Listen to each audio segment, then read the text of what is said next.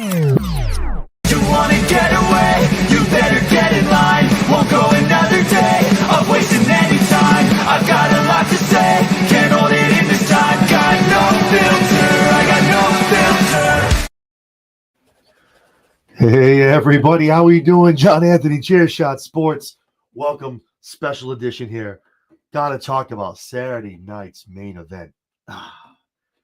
Man, the card was awesome. The matches are great. It was exactly what we thought it would be. A little anticlimactic, a little predictable, but definitely delivered on a performance standpoint, on a production standpoint, and just giving you that little bit of nostalgia with a very futuristic and modern look, which I love about Saturday night's main event. That was pretty much a thing when I was like just old enough to start watching wrestling, watching on NBC, staying up late with my old man, checking out Saturday night's main event, seeing some of the legends. So it was awesome, awesome stuff to see. So with that being said, thank you again so much for joining us. Nice little quick show. Nothing too crazy. Obviously, it's just me, myself, and I. No one's joining me. No co-hosts. No nobody. Just me. Just the $1 Million Man, baby. Did get a request to bring back some of the belts on my desk. Some, and obviously with more theme to the shows. So I want to keep it a little retro, right? Keep it a little current as we're going for the. That's actually the opposite direction. My left is my right, and back is up. Up is down. So a little retro, right? To the belts that we're talking about with the main event for the Royal Rumble. A little bit current. Got your Intercontinental title match. That was tonight against Sheamus and Braun Baker. But we're going to talk about that. So let's jump into it. Off the jump, they got Ted DiBiase, the legend, the $1 Million Man, who I take my moniker from. Show him getting out of the limb in the old school Cadillac, racing Saturday night's main event. All these legends, so cool to see them all coming back. They must love coming back to this show.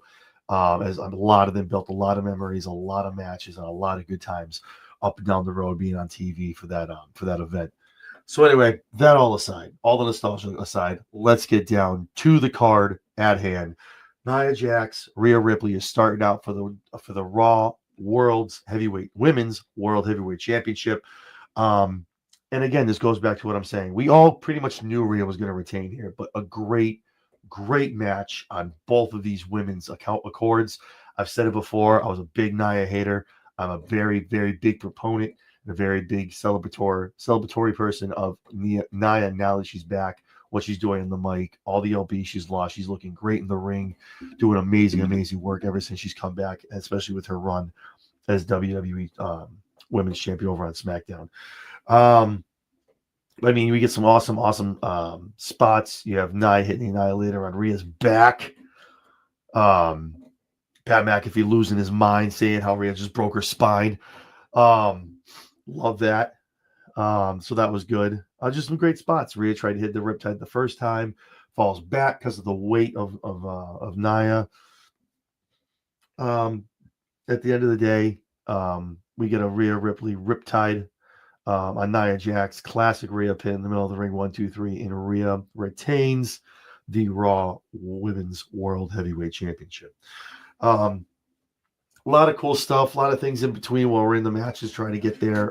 They're showing Alundra Blaze, Mark Henry's there, all the GOATs, all the legends are there. And the match that I really think they dropped the ball on here, and I'm not going to go into too much crazy stuff. Again, I want to do this live. It's a little late. I didn't really think a lot of people would be seeing it, but please, in the comments, please let me know if you see this on X. Share it. Show me your comments. Let me know. Let WWE know. Tag WWE. Let them know. I just think this was the time that Braun could have taken an L and still been strong. When Sheamus is literally one title away from being the ultimate Grand Slam champion. Maybe the payoff here is we're holding it to WrestleMania. I'm hoping against hope that that's what this is. The man's not getting any younger, and eventually, storyline-wise, you're gonna run out of time here. It's just kind of milking it, and then when he does win, you'll be like, "Oh, great! He finally, after 17 attempts, finally got his hands on the Intercontinental Championship." You're making him look a little weak by chasing that one belt that he can't get it. But I digress. Let's talk about the match. Sheamus, amazing entrance. I love Braun Breaker's entrance. What it's evolved to from what it was in NXT, breaking the letters and breaking stuff apart when he would come through out of the ramp. And now we just have the barking, just the dark lit and the smoke coming up with the sirens, homage to to Uncle Scott, right? And is it more and more as Braun goes on, growing out the goatee, looking more and more like Papa Steiner, looking like Rick every single day, man. Especially with the facial hair growing that out and everything. I love it. But it was awesome match. You can't take anything away from the both of them. They went out there, they got it done. A lot of stuff on the outside. We go on the inside. Ultimately, it comes down to just Braun just beats the hell out of Sheamus's ribs and midsection. Sheamus goes for the brogue. He ducks. Braun comes off the ropes. If you notice too, and this is why it's the little things. It may not make sense to you. Maybe you think it was a botch. You saw Braun go up and almost spear him in the ribs and knock him down. That's maybe because he was beating the shit out of his ribs the whole match. So it's meant to do that. So it makes sense why he was able to get the pin 1, 2, 3. But Braun Breaker gets the W here, guys. Walks away still your Intercontinental Champion. Again, I just think this was the time. But hopefully, maybe I'm just second guessing it, and maybe WrestleMania is the time for Sheamus to have that WrestleMania moment and kind of not call it a career, I guess. But getting that Intercontinental Championship is really going to be the feather in the cap for Sheamus. And I feel like at that point, maybe another world title run down the road. But I mean, that's kind of it for Sheamus. You've kind of completed everything you want to do. He's elite in what he's done, the belts he's held with, who he's held them with too as well. But I digress. Braun Breaker gets it here.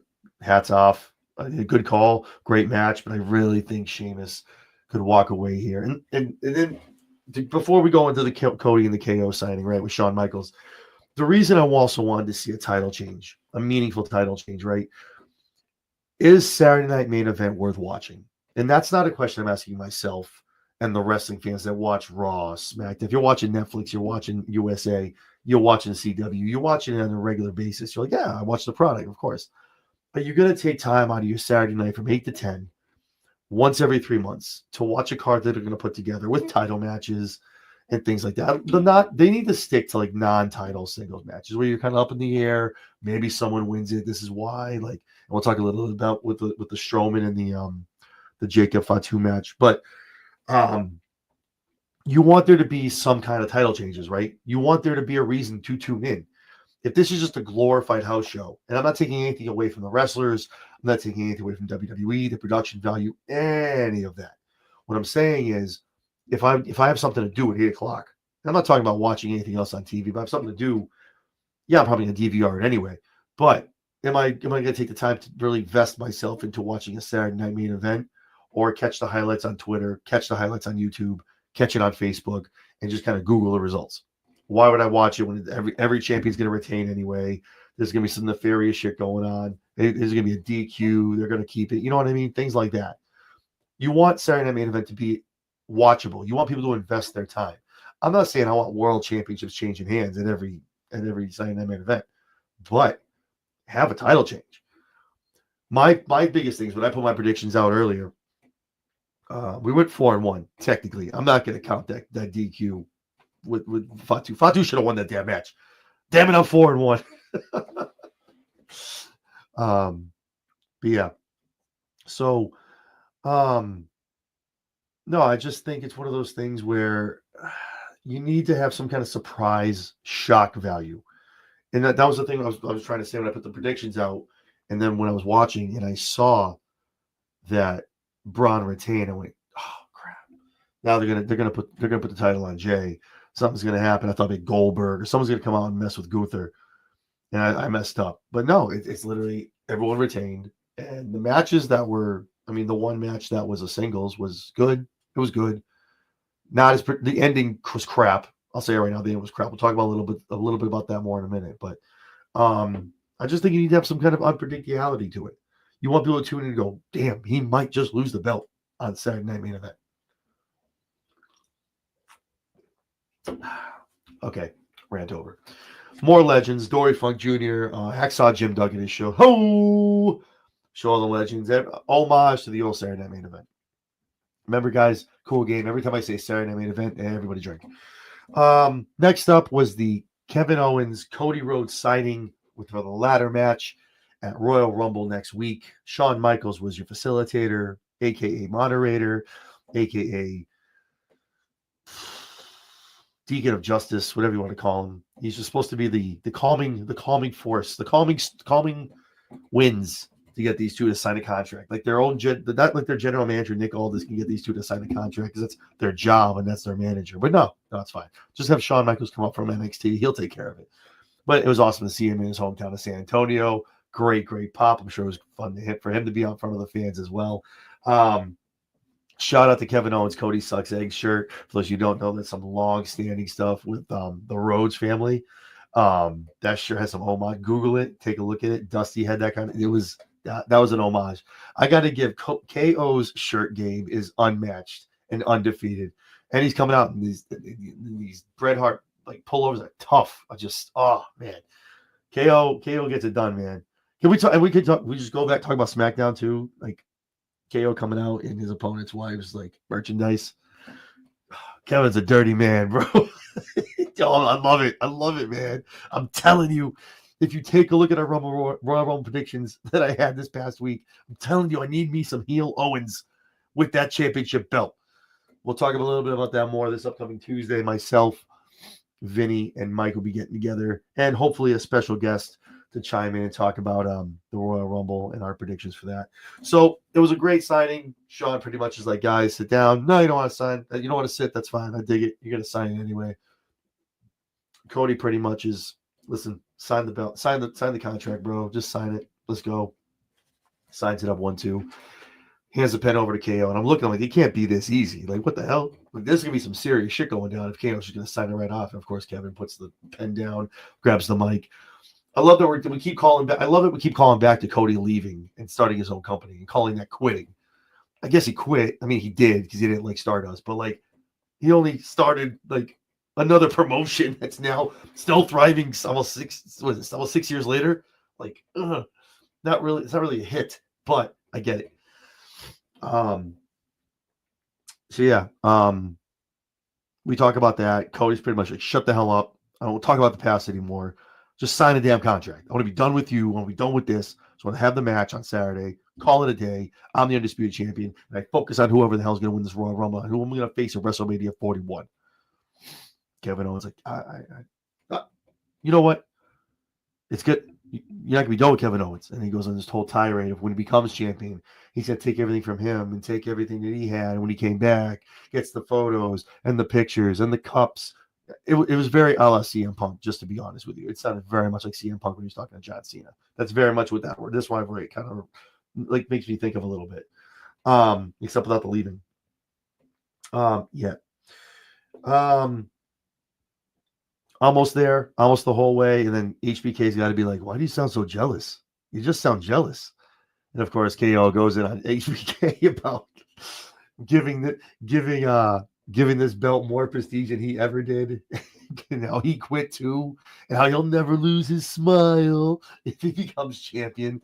Again, best stuff I've seen since Kevin Steen Ring of Honor. Big ups to Kevin Owens, man. I'm telling you, this man is putting in the work. I did see something that was interesting though, and WWE does this sometimes. We all know what the stipulation of the ladder match is, right? I don't even think they put the rules up anymore when Money in the Bank comes around for the men or the women. Okay, but if you look, and this is an idea I had, and I really hope this doesn't happen because I want to see this end at Rumble and have either one go on another separate path and go in their separate ways. They had to make sure they emphasize that the champion or the participant has to grab both championships to become the undisputed WWE champion. Why do we have to say that? That's clearly why it's on one of the hangers. That's why they're doing this. Who's going to go up and grab one and become a champion? That leads me to believe something's going to happen. KO's going to grab the actual undisputed. Maybe Cody goes up and now they reverse roles. And now it's something weird. I don't know. I don't know if there's some kind of weird stip in the contract that'll come out and pull like with all this. But this can't go on to Elimination Chamber. Like there has to be a decisive winner here. Like whoever wins WrestleMania, the Royal Rumble, needs to know who they're going to face at WrestleMania 41, and they're going to carry the Elimination Chamber. Like I don't know, man. I don't know. That's a whole other 3.5 weeks. I know February's short, but I just want it to be a finality. I want it to be Kevin Owens. He deserves it. I think it needs to happen. Cody still comes out shining like a star. Great chaser for the belt. Maybe he loses in the beginning of the night, then enters the Rumble or something like that to try to get back into it. Enters the Elimination Chamber, tries to get back to his belt. Maybe he faces The Rock. Who the hell knows? I don't care. All I'm saying is I want one or the other to win this, and we move on. Because if he wins, Kevin Owens kind of has to go somewhere else. Maybe Randy Orton comes back. Maybe Randy Orton costs him the match in the Royal Rumble. And again, tune into our prediction show for that. I don't want to go too much into that. I want to talk about this show. But I say all that to say it's weird when they do those kind of things. WWE isn't stupid when they do those kind of things to make it a precise thing where you grab, oh, no, you need to grab both. Something like that, where they both like pull one away and fall off the ladder. Some weird shit like that. But other than that, the signing segment was awesome. Love to see it. And then great match. Jacob Fatu, Braun Strowman. Wow. If you don't believe yet, and you haven't been listening to me on this show for months, ever since he debuted in the Bloodline, Jacob Fatu is the future, the immediate future of WWE and SmackDown and Raw eventually when he goes over there, because I know Netflix is going to get a piece of him as well. This man is just unstoppable. What he can do in that ring. Now he talks. Now he can talk. He can get a promo. He does the weird, like gangster shit coming to the ring, talking about how he's not, how he's built, how he's different, all that stuff. But he can cut a regular promo. He did in the ring 2 weeks ago. Now they're unleashing him on the mic, and then already you can see what he does in the ring. You see what he did to Strowman. Damn. The next matchup I really want to see is Bronson Reed and Jacob Fatu. Like that needs to happen. Shout out to Bronson Reed. You seeing this, baby? I'm telling you, we got to have you on the show. First off, second off, you need to come in. And you get Jacob Fatu. That's your first matchup right there. But no, it was a great match. Great match. I don't agree with it. I don't agree with getting hands on the referee, kind of throwing the referee around, and they're DQing him, and Braun Strowman wins. I'm still gonna say it's a victory for me, man. Fatu had it dead to rights. Hits him twice in the corner, has him bleeding, internal. I thought for a second he maybe broke his nose for real. I was like, oh shit. Like I don't know if he bleeded. I don't know what happened, but look over, he's gushing blood.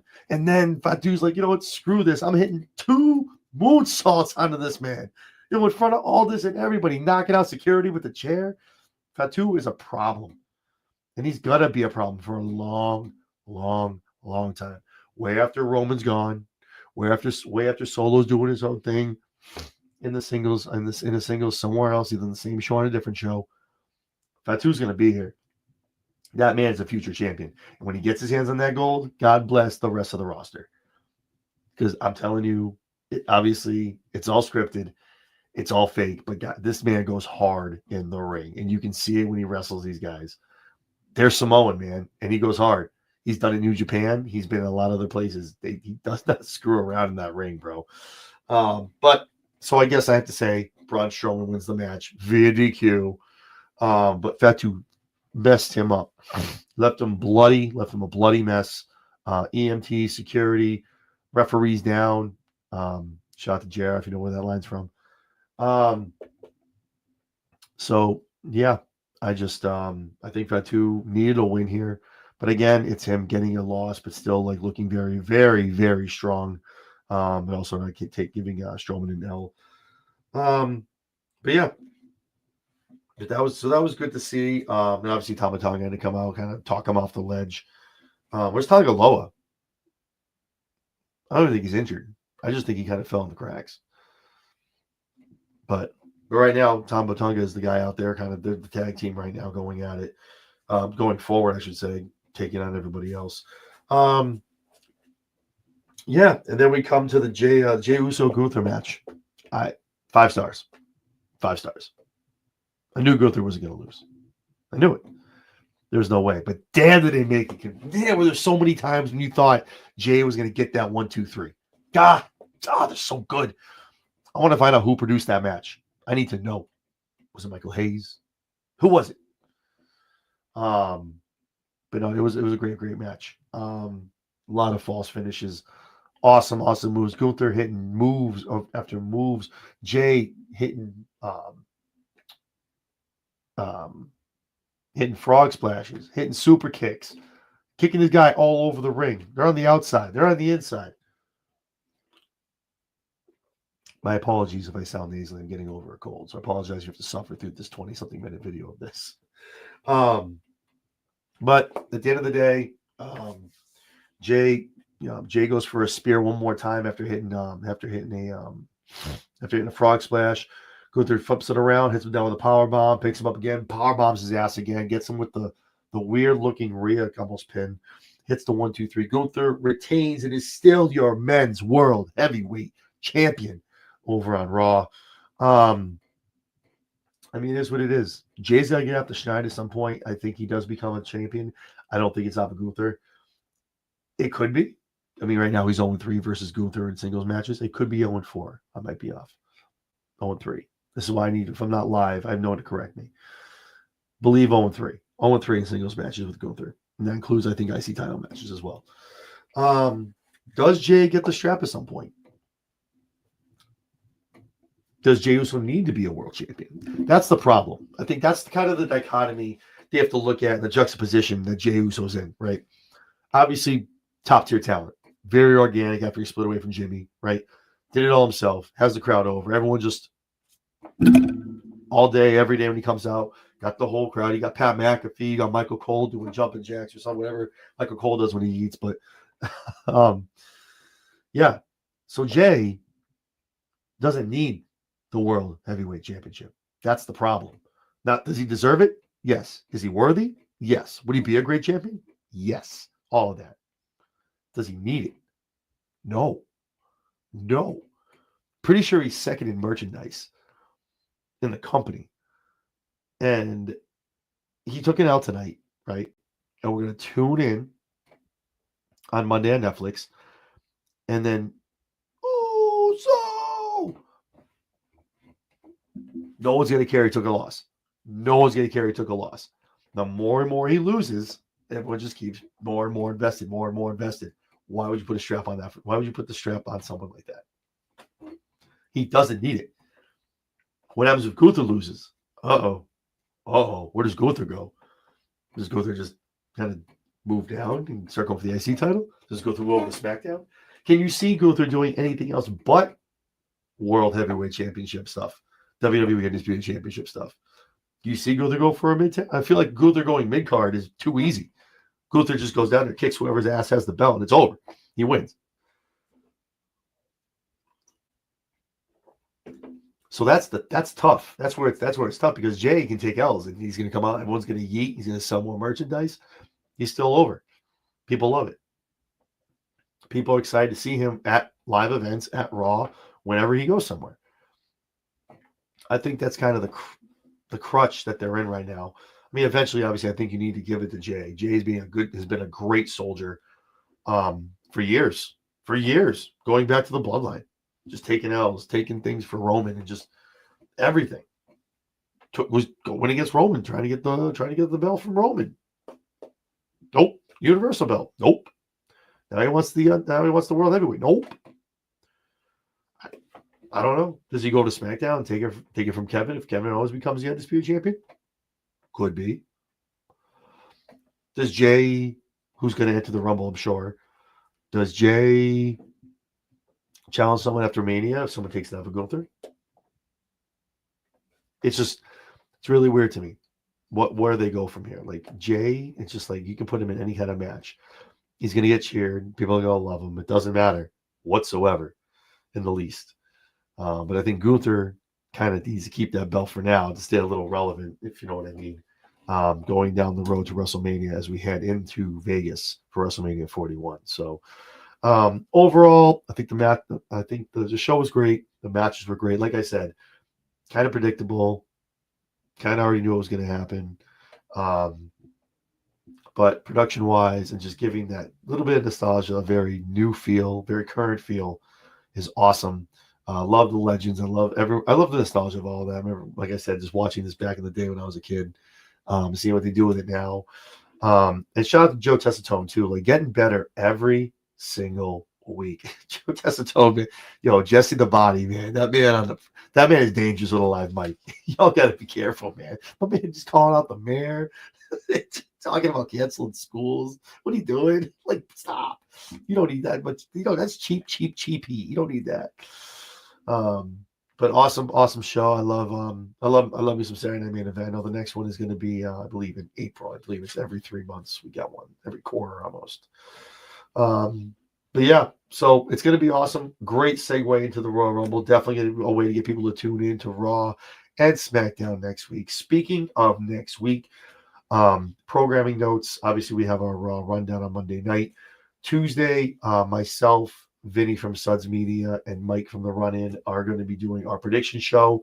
I'm trying to nail down a special guest. If you haven't caught our last show, myself, Stephanie Hypes, Matt Trigger, and Layla L were able to sit down and talk about this year's 2025 men's and women's Royal Rumble. Please, if you haven't, go to our X, check it out. Check out the replay. I believe it's already over 3,000 views. So definitely take a look at that. That was an amazing show. Layla was a gem, and some great calls and predictions from the whole panel. So it was awesome. And obviously the rest of the stuff. We will be debuting a new show soon. I believe next week or the week after. It's going to be Talking TNA. More to come on that. Stay tuned to X and to YouTube for that. That's going to be a weekly show with myself and a co-host to be determined. We'll be covering TNA on a weekly basis. Obviously, with this new partnership with WWE, TNA is live right now. They are a live wire. A lot of talent coming and going from both shows. Tuning into Tuesdays and Thursday nights is going to be a thing not to miss moving forward. So with that being said, obviously, we're going to move into Friday. And then next week, probably doing a Rumble recap after the show. And then, but if you haven't already, if you watch me on the usual, you know to subscribe at Share Shot Sports. You can find us on X, almost 20,000 strong following us. On YouTube, almost 200 followers, subscribers, I should say. If you haven't already, do the thing. Just do it. Like, subscribe, hit the bell. Notifications every time we have a new show, which is pretty much every day. So do us a favor. Do me the favor, please. Shoot us a subscribe. Give us a chance. You don't like, you can always unsubscribe. It's fine. It's not that hard to do. But quality content, lots of guests, lots of interviews coming up. We have Donovan Dijak coming up. We have AJ Francis coming up. Amber Nova. A lot of people are going to be on this show, sitting down with us, having some conversations about wrestling, and a lot of indie wrestlers coming on as well, as far as our indie wrestler. So I'm looking for program. Series, I should say, series. I'm talking to some indie wrestlers and things like that, up and coming people making their way. They're have already been to WWE or AEW. But lots of stuff to watch. So yeah, like, subscribe, please. Hit the bell. But definitely the biggest thing, shoot us a subscribe. It's one click. You don't like it in a week, click it. It's fine. I guarantee you're gonna like it. So with that being said, I appreciate you guys. Thank you for taking the time. Hopefully you guys enjoyed Saturday Night Main Event just as much as I did. And we will catch you Monday night for the Raw